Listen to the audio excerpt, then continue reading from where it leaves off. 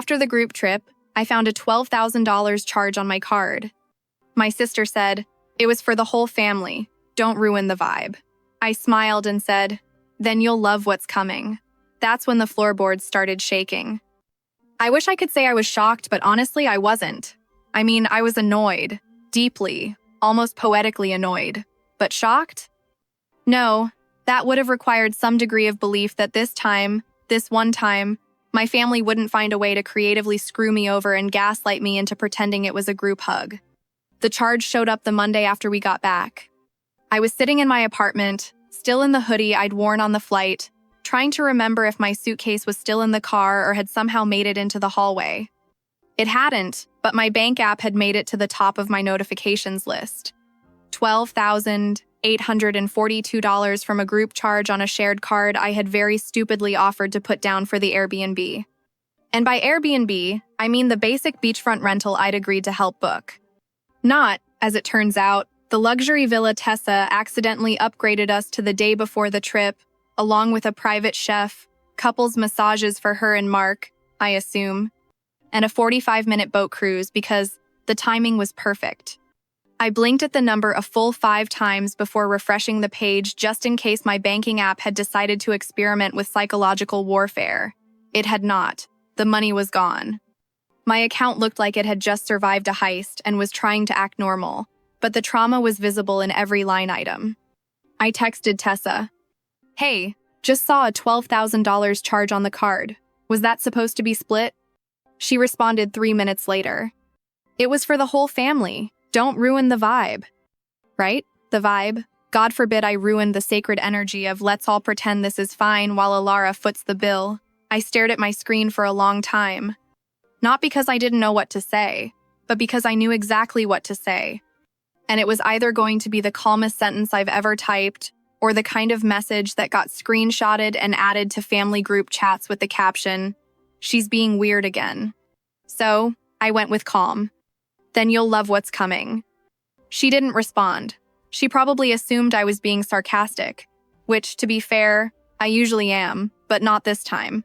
I closed the app, took a slow sip of cold coffee, and opened a spreadsheet. I had a name in mind before I'd even typed the first line. Expenses Tessa want payback again.xlsx.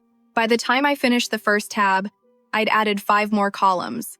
I wasn't just going to ruin the vibe, I was going to end the whole playlist. Now, in case you think I'm overreacting or that maybe this was a one-time thing, I'd like to offer a short and deeply depressing montage of moments from my financial life over the last 10 years. Age 23. Tessa borrows $500 to cover an emergency vet bill. The pet? A goldfish. The emergency? She forgot to feed it. The $500 never returned. Age 26. She borrows my car for 2 hours, comes back 3 days later with a cracked bumper and a new boyfriend. Age 29. I co-sign a lease for her because she can't afford the deposit. She gets evicted for throwing an engagement party that included a live DJ and a smoke machine in a 1-bedroom apartment. So, no, this wasn't new. It was just bigger, more dramatic, and frankly, more expensive than usual.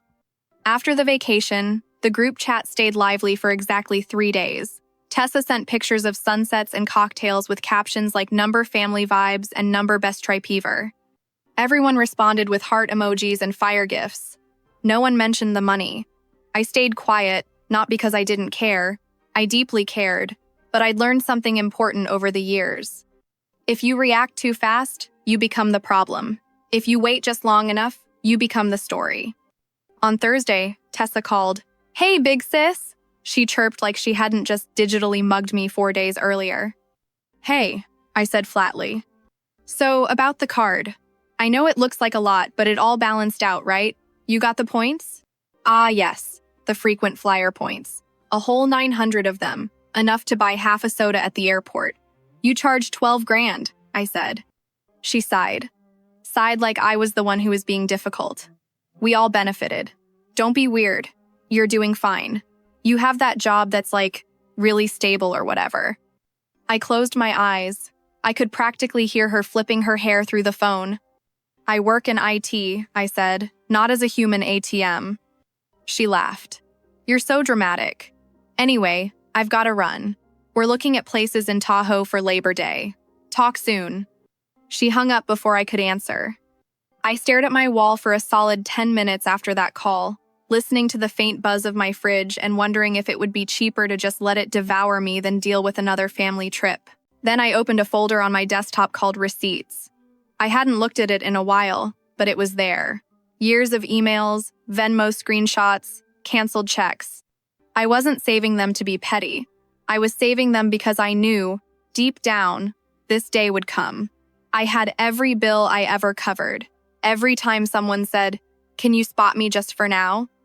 and then vanished like a magician with my money. That night, I Googled lawyers who specialized in small claims and fraud, and by Friday, I had a meeting booked with someone named Mr.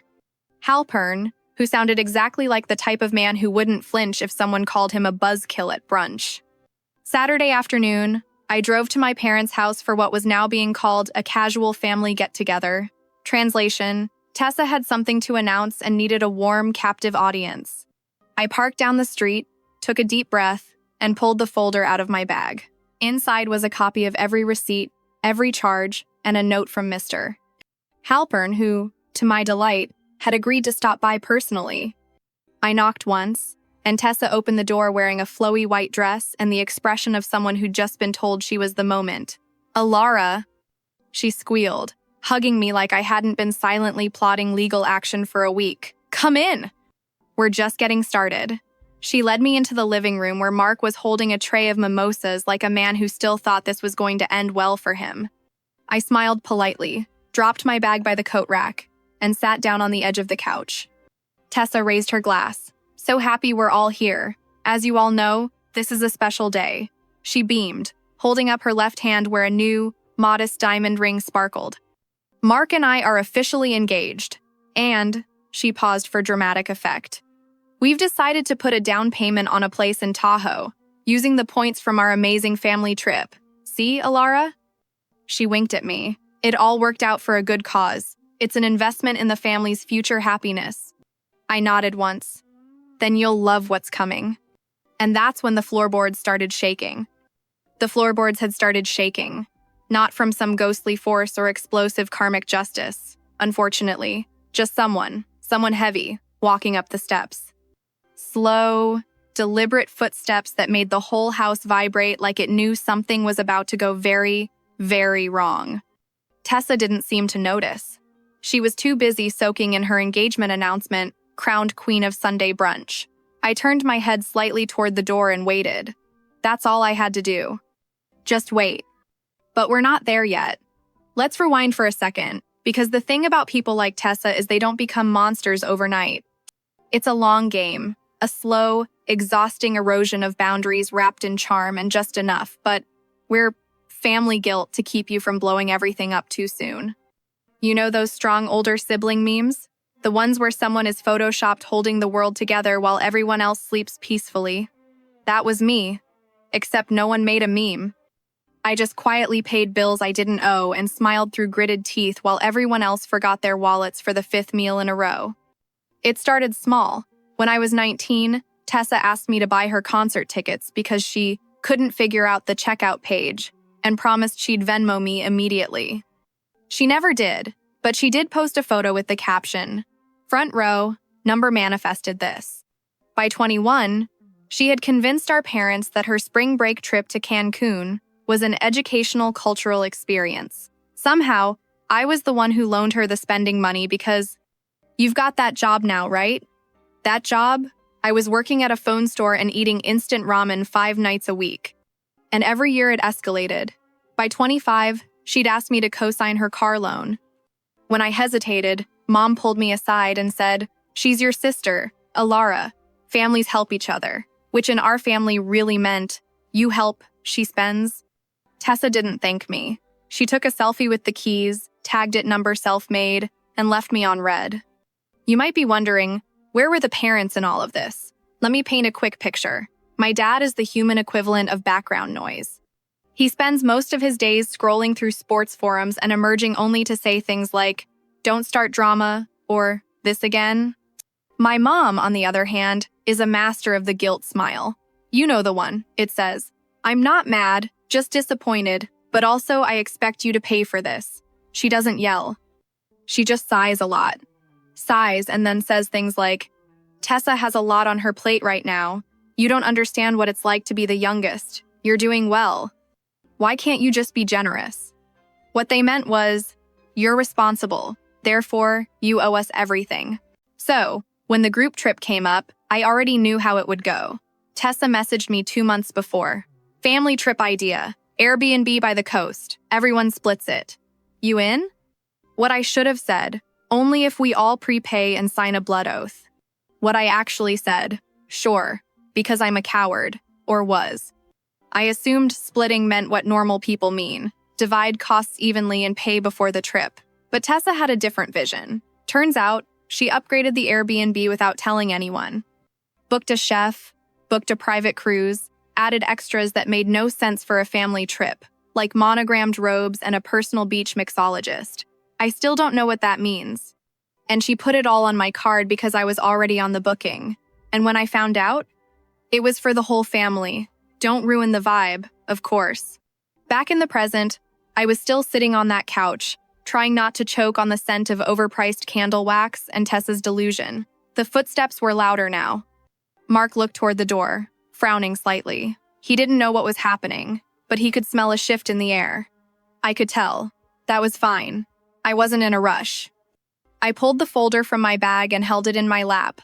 A thick stack of papers, neatly tabbed, receipts, screenshots, a notarized letter from Mr. Halpern, and a breakdown of every expense tied to my card since 2017. I had charts. Tessa was still talking. She'd moved on to a story about how someone literally begged her to become an influencer. I mean, it's exhausting being this magnetic, she said, flipping her hair like she was being filmed. Mark chuckled and offered me a mimosa. I declined. I'd need my brain fully online for what was coming. That's when Mom shuffled in from the kitchen, holding a plate of avocado toast like it was a peace offering. You're quiet, sweetheart, she said gently, placing a hand on my arm. Everything okay? You know, she added with a conspiratorial smile. Tessa told me she upgraded the rental. I told her, go for it. Alara won't mind. She's always so generous with family. We all deserved a little luxury, didn't we? I looked at her, really looked. There was no awareness, no recognition that anything had gone wrong, no apology. No, I heard about the charge. Let's talk. Just vibes and brunch and silence. I'm fine, I said. Just waiting for what? She asked. I didn't get to answer, because the door creaked open, and someone stepped inside. He was tall, mid-60-second, gray hair, neatly dressed, a black leather satchel over one shoulder. Tessa blinked. Hi? Can we help you? He adjusted his glasses. Calm, professional. The kind of calm that means he doesn't need to raise his voice to destroy you. I'm looking for Tessa Morgan, he said. She smiled automatically. That's me. He opened his satchel, pulled out a single envelope, and handed it to her. You've been served, he said. The room froze like someone had just yanked the battery out of the Bluetooth speaker mid-song. Tessa didn't move. Mark leaned forward, confused. Mom stood in the doorway, toast still in hand. Dad, from the hallway, muttered, "What's all this?" I stood up slowly and straightened my jacket. No yelling, no drama, just facts. But this wasn't the end. Not even close. Because what Tessa hadn't realized yet, what no one had realized, was that the envelope in her hand, that was just the beginning. For someone who never stopped talking, it was impressive how silent Tessa got. She stared at the envelope like it might bite her. Her fingers didn't move. Her face didn't change. It was the quietest I'd ever seen her, like the part of her brain that usually generated spin, deflection, and hashtags had just short-circuited. Mark leaned toward her and whispered something, but she didn't respond. He reached for the envelope like he might open it himself. She jerked it away. Good. Mr. Halpern, ever the professional, gave a polite nod and turned to me. If you need anything else, you have my number. I do, I said. Thank you. He left the same way he came in. Calm, unbothered, as if he had 6 more brunches to ruin before lunch. The silence that followed was awkward, to put it lightly, like someone had hit pause on a sitcom at exactly the wrong moment, except no one was laughing. What is this? Mom asked finally, her voice low but sharp. Tessa didn't answer. Mark turned to me. What the hell, Alara? I tilted my head. Are you confused, or just hoping I am? Mark blinked. You brought a lawyer to your sister's engagement brunch. I didn't bring him, I said. He brought the law. There's a difference. Tessa finally found her voice. Barely.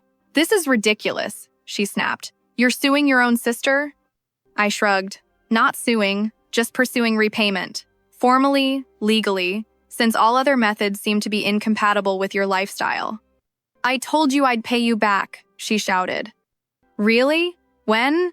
I pulled out my phone. Because I've got our last 30 messages and not a single one includes an apology, a payment, or even a Venmo request. Unless I missed the part where don't ruin the vibe counts as financial restitution. Dad spoke up from behind his newspaper like he just remembered he had a daughter. Alara, come on, this is family. That line, I said, has been used to excuse everything from unpaid rent to stolen identity. So unless you're planning to say something original, maybe just sit this one out. His mouth opened, then closed, back to the sports section. Mom stepped forward, placing her hands on the table like a disappointed guidance counselor. You could have talked to us first. I did, I said. For years. I meant recently. You mean after the $12,000 unauthorized charge? I said. Or after the 5 years of being treated like an unlimited debit card with a Wi-Fi connection? Her lips pressed together. No comeback. Just that tight, polite fury she wore whenever the truth made her look bad. I can't believe this, Tessa muttered. This is actually happening. You know what's wild? I said. Neither can I. She looked up. Her eyes were glossy now. Not from sadness, but from the shock of someone not backing down. You're blowing this way out of proportion. No, I said, sliding the second copy of the spreadsheet across the table. I'm finally giving this the proportion it deserves. She didn't touch it. Mark did. He flipped through the pages slowly, each one labeled, dated, color-coded, dinner charges, rental cars, deposits, the Airbnb. Every dollar linked back to a date, a message, a screenshot. This is detailed, he said quietly. I work in IT, I said. If I can recover files from a corrupted drive, I can certainly track down a missing 12 grand. I didn't know it would be that much, Tessa muttered. Then maybe don't put the entire resort economy of Santa Barbara on someone else's card. Mark put the spreadsheet down and cleared his throat. Okay, look, maybe we went overboard. We? I said. He paused. Fine, he said. Tessa went overboard. But can't we settle this quietly, like outside of court? I nodded slowly. Sure. Pay me back in full. Plus legal fees. Plus interest. He blinked. Are you serious? As a heart attack. Come on, that's not reasonable. I stood up. Neither was putting a $2,000 spa day on my credit card because you wanted matching robes for a sunset photo. Tessa made a sound, half gasp, half rage burst. This is humiliating, she hissed. Correct, I said. That's what happens when you make someone the villain in private and they decide to play the hero in public. You've always hated me, she said suddenly. That's what this is really about. I laughed. I couldn't help it. No, Tessa, I've always pitied you. There's a difference. She stood up too, fists clenched. You think you're better than me? No, I said. I think I'm done letting you convince me I'm worse. And with that, I turned to go. Alara, Mom called out, please don't do this. I looked back. I already did. The door clicked shut behind me, and for the first time in years, I didn't feel guilty. Not the polite kind of guilt that hangs in your throat after every family gathering. Not the quiet ache in your chest when someone says, you've always been the strong one. Not the half-whispered, can you help just this once, that turns into a routine. No guilt, just air. I walked to my car in silence, ignoring the buzzing in my pocket. Texts, no doubt. Apologies shaped like accusations, confused anger, maybe even a voice message or two that started soft and ended with, I can't believe you'd do this to us. I didn't check. Instead, I drove. No destination in mind, just movement, just distance. My phone buzzed again and again, but I let it. I let the sound blend into the background like it had all my life. Eventually, I pulled over at a small park. Empty, quiet. I sat under a tree and just existed. Breathe in, breathe out. Somewhere, Tessa was probably pacing and yelling. Mark was Googling legal terms. My parents were pretending they hadn't seen this coming, even though they absolutely had. And me? I was calm. But I wasn't done. Not yet. 3 weeks. That's how long it took before the silence started to shift into noise. At first, there was nothing. Just the expected fallout. Blocked numbers, frozen smiles in group chats, the family group text quietly dying. No one said my name, but you could feel it hanging there like a coffee stain no one wanted to scrub. Then the damage control began. Tessa sent a clarification email to the family, claiming the whole thing had been a miscommunication. She said I'd offered to pay and then changed my mind, and that I'd blown things out of proportion by bringing in a lawyer. She didn't mention the $12,000 charge or the years of unacknowledged support, just the narrative she could twist into a victim role. Classic Tessa. Mark tried a different route. He emailed my lawyer with an offer. He'd pay back 1/3 of the money if I dropped everything. We declined. Mr. Halpern, to his credit, handled it with the kind of dignity I will never master.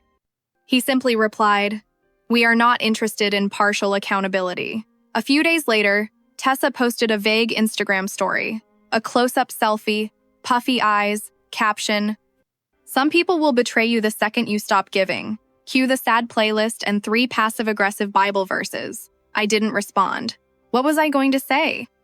Actually, I betrayed you by enforcing a boundary? Sorry, I didn't Venmo the emotional labor tax you think I owe you for being the fun one. No, I was done playing their PR game. Instead, I focused on my life, which for the first time in years felt like it actually belonged to me. I got a raise at work. Apparently, showing up not emotionally hollowed out by family drama makes you better at your job. Who knew? I started sleeping better. 8 meals that weren't delivered in a panic between passive-aggressive phone calls. I moved into a new apartment, one with no shared walls and no risk of surprise visits. I changed my number, updated my emergency contacts, put Aunt Claire at the top of the list. She was the only one who'd reached out after everything happened. She sent a card, handwritten, short and simple. "You did the right thing. I wish I'd done it years ago, Claire." I cried when I read it. Not because it was sad, but because it was the first time someone in the family acknowledged what it had cost me to finally say no. 2 months after the brunch incident, I got a letter in the mail. No return address, but I recognized the handwriting. Inside was a check for $1,000 and a note. She left me. Said I wasn't loyal enough to her during the whole thing. I should have stopped her sooner. "I know this doesn't fix it, but it's a start, Mark." I didn't reply, but I didn't tear it up either. It was the first money I'd ever gotten back. The civil suit didn't need a courtroom. Her lawyer folded after we refused to settle. She's paying it back now, every cent. Not because she wanted to, but because she had no choice left. As for Tessa, last I heard, her account had been flagged for suspicious activity. Not from me, just karma doing its thing. She lost a brand deal with a travel agency after someone forwarded them screenshots of the legal filing. She claimed defamation. The agency quietly cut ties. 3 months into my new, quiet life, my phone lit up with a message from a number I didn't have saved, but I knew who it was. It was from Dad. The message was short. "Tessa is having a very hard time. She made a mistake. Your mother is sick with worry. A family is supposed to forgive. Don't be the reason this family falls apart." I stared at the message for a full minute. Then, without a flicker of hesitation, I blocked the number and went back to reading my book. The silence that followed was the sweetest sound I'd ever heard. The whispers in the family haven't stopped. Some blame me, some blame her, some pretend it never happened. That's fine. Let them squirm in the silence, because for the first time in my life, I'm not stuck in it. A few weeks ago, I was at a small neighborhood cafe sipping coffee, reading, and minding my own business when someone I went to high school with walked in. They recognized me. We chatted for a minute, catching up. Then they lowered their voice and said, "Hey, I heard what happened with your sister." That's wild.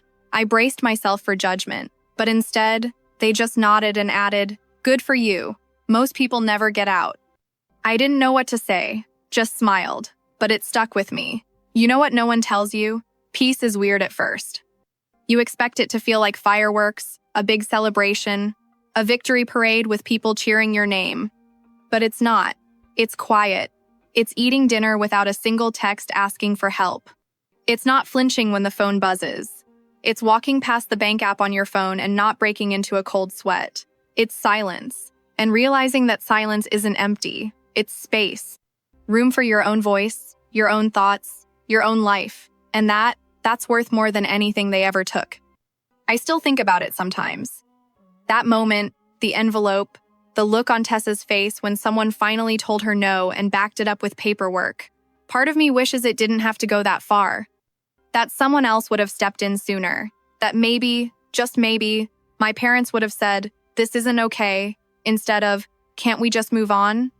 But another part of me knows if I hadn't done it then, I never would have done it at all. If I hadn't made a scene, I'd still be paying for hers. Sometimes I still wonder if I went too far. Should I have tried one more conversation? Another chance to explain how much it hurt? Another round of quiet disappointment that no one heard me? Or maybe, just maybe, this was the only way they'd ever listen. True peace is not the absence of conflict, but the presence of justice and self-respect. For years, the protagonist pursued a false peace, a fragile silence maintained by swallowing injustice and erasing her own needs to appease others. This kind of peace is a cage, built with the bars of obligation and guilt. The story teaches that setting a boundary is not an act of aggression, but an act of profound self-love. It is the moment you declare that your well-being is not negotiable. The path to this authentic peace is often loud, messy, and painful. It requires confronting the very people you are conditioned to please and dismantling a system that benefits from your silence.